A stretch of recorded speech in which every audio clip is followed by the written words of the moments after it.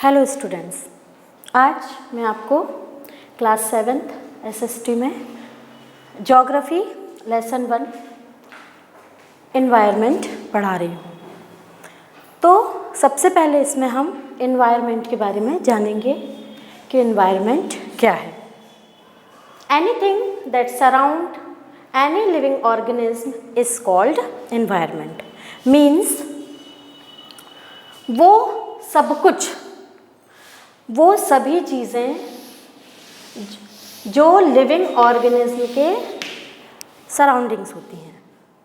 जैसे मैं, अभी आप इस रूम में देखेंगे मैं हूँ और मेरे आसपास जितनी भी चीज़ें हैं, फ़ैन है, ब्लैक बोर्ड है, ये चॉक है, डस्टर है, तो जितनी भी चीज़ें हमारे आसपास हमारे सराउंडिंग्स होती हैं वो सब कुछ कहना चाहिए इन्वायरमेंट की श्रेणी में आता है। इन्वायरमेंट के 3 कंपोनेंट्स होते हैं जिसके बारे में मैं आपको आगे बताऊंगी। इन कंपोनेंट में सबसे पहला कंपोनेंट है नेचुरल इन्वायरमेंट, दूसरा है ह्यूमन इन्वायरमेंट और तीसरा है ह्यूमन मेड। तो नेचुरल इन्वायरमेंट क्या होता है? नेचुरल इन्वायरमेंट मतलब वो सब चीज़ें इसमें आती हैं जो नेचुरल होती हैं, मीन्स जिनको गॉड ने बनाया है, जो मनुष्य द्वारा नहीं बनाई जाती, वो सारी चीज़ें नेचुरल चीज़ों में आती हैं।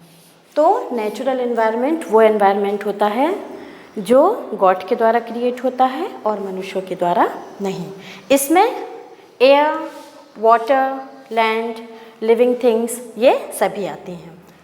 एयर, इसको हम एटमॉस्फेयर भी बोल सकते हैं, water, hydrosphere, land, lithosphere and living things biosphere. इसमें सारे लिविंग ऑर्गेनिज्म आते हैं। इसमें सेकंड है human environment. Human environment means जब कोई एक ह्यूमन दूसरे ह्यूमन के साथ इंटरेक्ट करता है।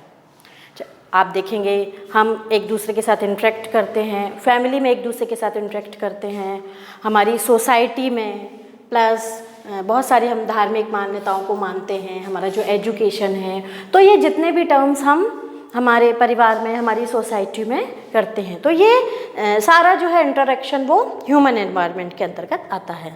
एंड देन थर्ड कंपोनेंट है human made environment. Human made environment में वो सभी हिस्से आते हैं या वो सभी चीज़ें आती हैं जिनको मनुष्य ने बनाया है, जैसे parks, buildings, bridges, roads, industries, monument. तो ये सभी जो हैं वो ह्यूमन मेड एनवायरनमेंट के अंतर्गत आएंगे। अब हम आगे नेचुरल एनवायरनमेंट के बारे में पढ़ेंगे कि नेचुरल एनवायरनमेंट क्या होता है।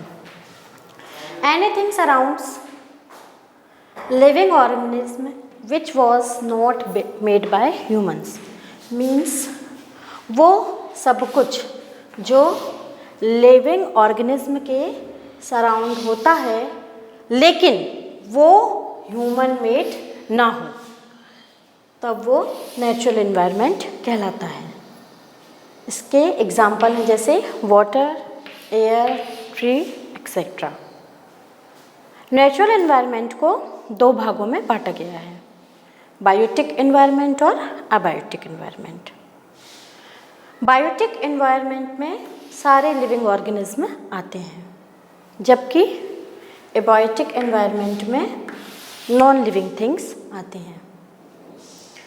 इसके बाद हम नेचुरल एनवायरनमेंट के डोमेन्स पढ़ेंगे जो कि 4 प्रकार के हैं।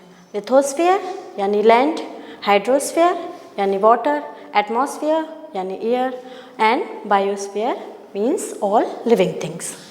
तो नेचुरल एनवायरनमेंट के जो डोमेन्स हैं इसमें लिथोस्फीयर के बारे में मैं सबसे पहले आपको डिटेल में बताऊंगी कि लिथोस्फीयर क्या होते हैं।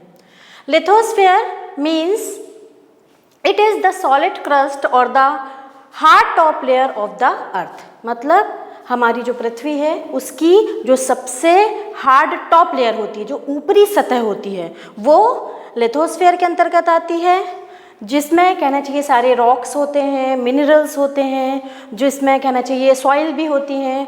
तो ये जो टॉप लेयर है वो लिथोस्फीयर के अंतर्गत आती है। और ये जो सरफेस होता है लिथोस्फीयर का, ये इर्रेगुलर, मतलब जो लैंड फॉर्म्स होती हैं इसकी, ये इर्रेगुलर सरफेस होता है। मीन्स इसमें आपको माउंटेन्स भी मिलेंगे, हिली एरियाज़ भी मिलेंगे, वैलीज़ भी मिलेंगी, प्लेन्स भी मिलेंगे, प्लेट्यूज भी मिलेंगे। तो ये डिफरेंट डिफरेंट काइंड्स के लैंड फॉर्म हैं इसमें। इसकी जो स्थलाकृति है वो अलग अलग है। इसके बाद ये लिथोस्फीयर जो है वहाँ हमको बहुत सारी चीज़ें प्रोवाइड भी होती हैं। जैसे हमको फॉरेस्ट मिलते हैं, जंगल मिलते हैं, ग्रास लैंड मिलती हैं, मीन्स जो ग्रेजिंग करते हैं जो जानवर, उसके लिए हमको ग्रास लैंड भी यहीं से मिलती है। प्लस ह्यूमन सेटलमेंट जो होता है, आप देखते हैं जो हम बिल्डिंग्स में रहते हैं, जो इंडस्ट्रीज़ वगैरह लगाई जाती हैं, तो ये ह्यूमन सेटलमेंट भी लिथोस्फीयर में ही होता है। इसके बाद सारा हमको जो मिनरल वेल्थ मतलब होता है खनिज पदार्थ जो हमको ज़मीन के अंदर से मिलते हैं, तो ये सारी हमको खनिज संपदा भी लिथोस्फीयर में ही प्राप्त होती है। स्टूडेंट्स, आगे हम देखेंगे हाइड्रोस्फीयर। हाइड्रोस्फीयर मीन्स इसमें सारी वाटर बॉडीज आ जाती हैं। Hydrosphere is a domains of water, means इसमें सारी वाटर बॉडीज आ जाती हैं, जैसे लेक्स है, सीज हैं, रिवर्स हैं। तो जितनी भी जो सोर्सेज ऑफ वाटर हैं वो सारे हाइड्रोस्फीयर के अंतर्गत आ जाते हैं। और हमको ये अच्छे से पता है कि जो हाइड्रोस्फीयर है या जो वाटर है वो सारे जो लिविंग ऑर्गेनिज्म हैं उन सब के लिए एसेंशियल है, बहुत ज़्यादा ज़रूरी है, क्योंकि लिविंग ऑर्गेनिज्म जो हैं वो बिल्कुल भी वाटर के बिना सर्वाइव नहीं कर सकते। इसके बाद नेक्स्ट हम पढ़ेंगे atmosphere. The atmosphere is the thin layer of air that surrounds the earth, मतलब हमारी अर्थ के चारों ओर जो एयर की थिन लेयर है वो एटमॉस्फेयर कहलाती है, जिसमें कहना चाहिए हमारे एटमॉस्फेयर में गैसेस होती हैं, डस्ट होती है, वाटर वेपर जो होती हैं वो सभी कंसिस्ट होते हैं हमारे एटमॉस्फेयर में। और जब कभी भी इन वाटर वेपर में या जब कभी भी हमारे कहना चाहिए जो एटमॉस्फेयर में चेंजेस होते हैं, तो एटमॉस्फेयर के चेंजेस के कारण ही वेदर और क्लाइमेट होते हैं। मतलब जैसे मान लो वाटर वेपर जो है, यदि वो हमारे एटमॉस्फेयर में ज़्यादा है तो हमको कहना चाहिए रेन भी हो सकती है, और यदि मान लो वो नहीं है या कम है तो कहना चाहिए गर्मी हो सकती है ज़्यादा। तो जब भी एटमॉस्फेयर में चेंज होता है तो उसके साथ वेदर और क्लाइमेट भी चेंज होते हैं। इसके साथ साथ जो कहना चाहिए अर्थ है वो अपने ग्रेविटेशनल फोर्स के कारण हमारे एटमॉस्फेयर को भी होल्ड करके रखती है, और हमारे एटमॉस्फेयर जो होता है वो हमको जो है कहना चाहिए जो यूवी रेज होती हैं, जो अल्ट्रावायलेट किरणें जो होती हैं यूवी रेज, उससे भी जो है हमको प्रोटेक्ट करती हैं। स्टूडेंट्स, आगे हम पढ़ेंगे बायोस्फीयर के बारे में। The living world is called biosphere, means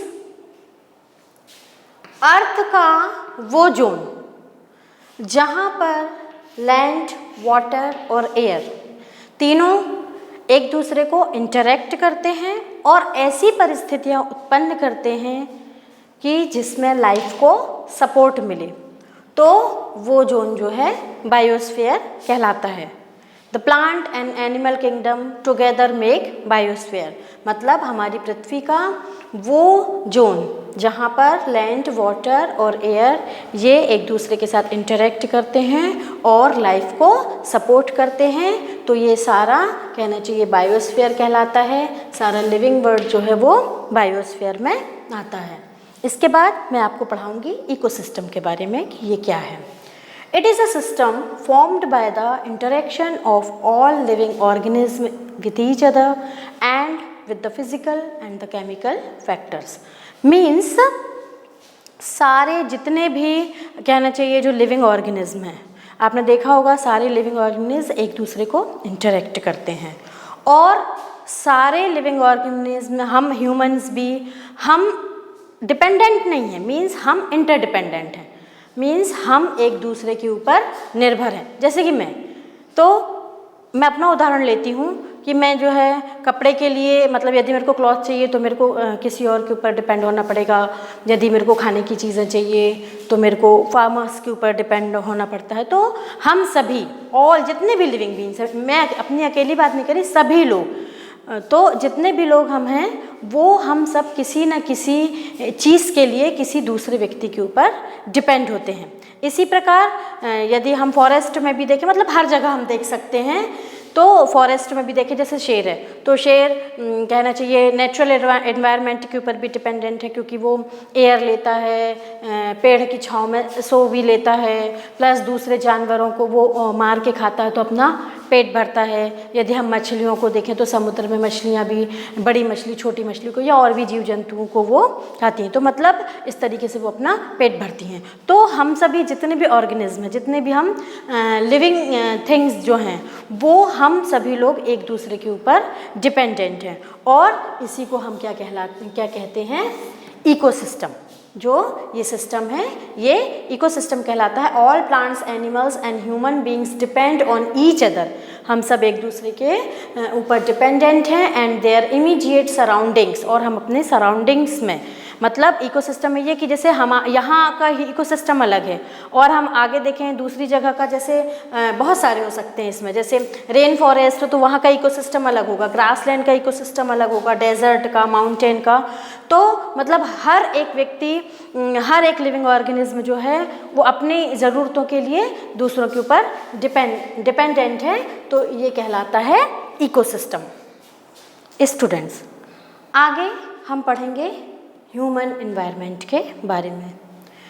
human beings interact with the environment and modify it according to their needs. मतलब जो ह्यूमंस होते हैं वो एनवायरनमेंट के साथ इंटरेक्ट करते हैं और ज़्यादा से ज़्यादा अपनी नीड्स, अपनी ज़रूरत के अकॉर्डिंग जो एनवायरनमेंट को मॉडिफाई करते हैं, नए नए तरीके सीखते हैं, है ना, कि किस तरीके से वो मतलब अपने तरीक़ों को चेंज करके या एनवायरनमेंट से ज़्यादा कहना चाहिए बेनिफिट ले सकें। सबसे पहले इसमें उन्होंने क्या किया था, दे ग्रो क्रॉप्स। सबसे पहले उन्होंने क्रॉप्स को ग्रो करना सीखा, फिर ह्यूमन एनवायरनमेंट में उन्होंने धीरे धीरे फिर जो एनिमल्स हैं उनको डोमेस्टिकेटेड करना सीखा, उनको पाला। इस तरीके से उनकी सेटल्ड लाइफ जो है वो चालू हुई। अपनी नीड्स के अनुसार जो है ह्यूमन बीइंग्स ने एनवायरनमेंट को मॉडिफाई किया, अपने तरीके से उसको सेट किया। इसके बाद जब व्हील का इन्वेंशन हुआ, ये कहना चाहिए जब व्हील का इन्वेंशन हुआ तो आपने देखा होगा कि ट्रांसपोर्टेशन जो था, है ना, ट्रांसपोर्टेशन बहुत फास्ट हुआ। मतलब लोग जो है उस समय बहुत फास्ट हो गए। कब? जब व्हील का इन्वेंशन हुआ। इसके बाद surplus food was produce. Surplus food मतलब अब लोगों ने जो भोजन है या खाना है वो ज़्यादा से ज़्यादा कहना चाहिए उसका प्रोडक्शन चालू किया। इसके बाद बार्टर सिस्टम। बार्टर सिस्टम मतलब क्या होता है कि इसमें व्यक्ति जो है एक वस्तु से दूसरी वस्तु को बदलता है, वो बार्टर सिस्टम कहलाता है। जैसे यदि मान लो मुझे चावल की ज़रूरत है और यदि किसी व्यक्ति को गेहूं की ज़रूरत, और उसके पास चावल है और मेरे पास गेहूं है, तो हम आपस में वस्तुओं को एक्सचेंज कर सकते हैं। मतलब ज़रूरत के हिसाब से अपनी थिंग्स को, अपनी कहना चाहिए चीज़ों को एक्सचेंज करना जो है वो बार्टर सिस्टम कहलाता था।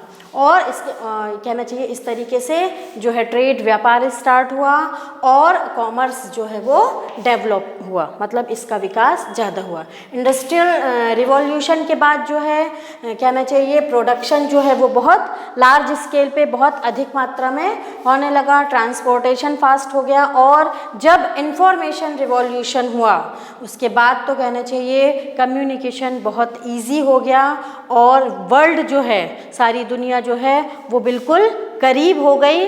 और कहना चाहिए इस तरीके से ह्यूमन जो है उन्होंने एनवायरनमेंट को अपने विकास के लिए काफ़ी हद तक मॉडिफाई किया। इस चैप्टर में आज इतना हम पढ़ते हैं। Good bye.